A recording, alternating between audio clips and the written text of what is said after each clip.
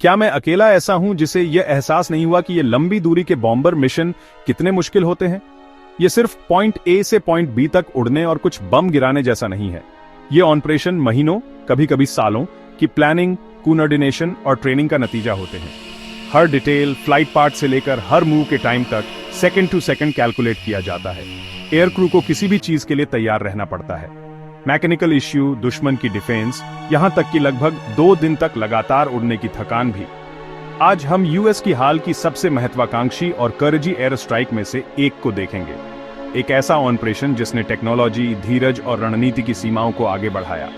यह operation midnight hammer की कहानी है। चलिए इसे शुरू करते हैं। यह मिशन आधी रात को शुरू हुआ जब 7 B-2 स्टील्थ बॉम्बर मिसौरी में विटमैन एयरफोर्स बेस से उड़ान भरने लगे। सोचिए उन कॉकपिट्स में कितना तनाव रहा होगा जब क्रू एक ऐसी यात्रा के लिए तैयार हो रहे थे जो उन्हें दुनिया के आधे रास्ते ले जाकर वापस लाएगी, जिसमें गलती की कोई गुंजाइश नहीं थी। उनका उद्देश्य बहुत ही महत्वपूर्ण था। ईरान की मजबूत न्यूक्लियर फैसिलिटीज, फोर्डो, नटांज और इस्फहान पर हमला करना। ये साइट्स सिर्फ छिपी हुई नहीं है, वे जमीन के अंदर गहरी दबी हुई हैं, कंक्रीट और मिट्टी की कई परतों से ढकी हुई हैं, जिन्हें खास तौर पर सामान्य हमलों का सामना करने के लिए डिजाइन किया गया है। हर B-2 में GBU-57 मैसिव ऑर्डिनेंस पेनेट्रेटर या MOP, एक 30,000 पाउंड का बंकर बस्टर बम लोड किया गया था। यह कोई साधारण हथियार नहीं है। MOP एक तकनीकी चमत्कार है जिसे विस्फोट से पहले 200 फीट तक की मजबूत जमीन और कंक्रीट को भेदने के लिए इंजीनियर किया गया है। यह अमेरिकी शस्त्रागार में एकमात्र हथियार है जो उन गहरे दबे लक्ष्यों तक पहुंचने में सक्षम है। लेकिन टारगेट तक पहुंचना अपने आप में एक मिशन था।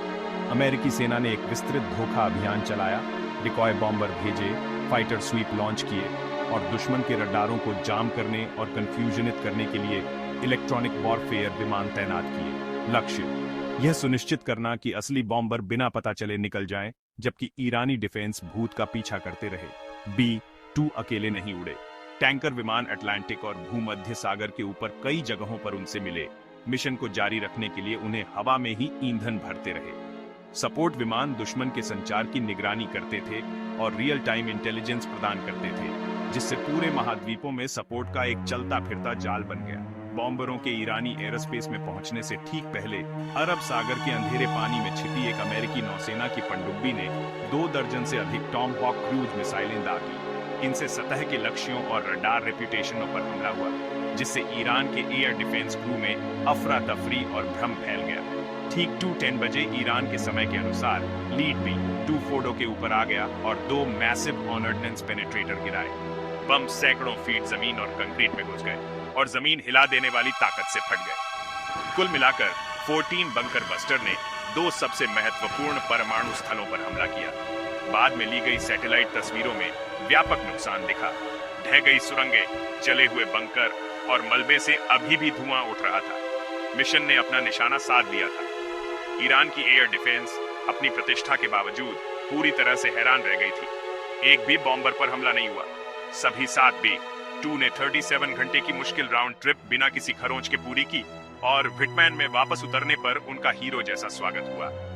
यह अब तक का दूसरा सबसे लंबा B-2 मिशन था और अब तक का सबसे जटिल मिशनों में से एक था। पायलटों ने अत्यधिक थकान का सामना किया, दुश्मन के आसमान में नेविगेट किया और मिशन को पूरा करने के लिए तुरंत निर्णय और टीम वर्क पर भरोसा किया। ऑपरेशन मिडनाइट हैमर ने साबित किया कि स्टील्थ टेक्नोलॉजी, सटीक हथियार और त्रुटिहीन कोऑर्डिनेशन आधुनिक हवाई शक्ति को कितनी दूर तक ले जा सकते हैं। यह इसमें शामिल सभी लोगों, आसमान में पायलटों से लेकर जमीन पर योजनाकारों तक के कौशल, साहस और इनोवेशन का प्रमाण है।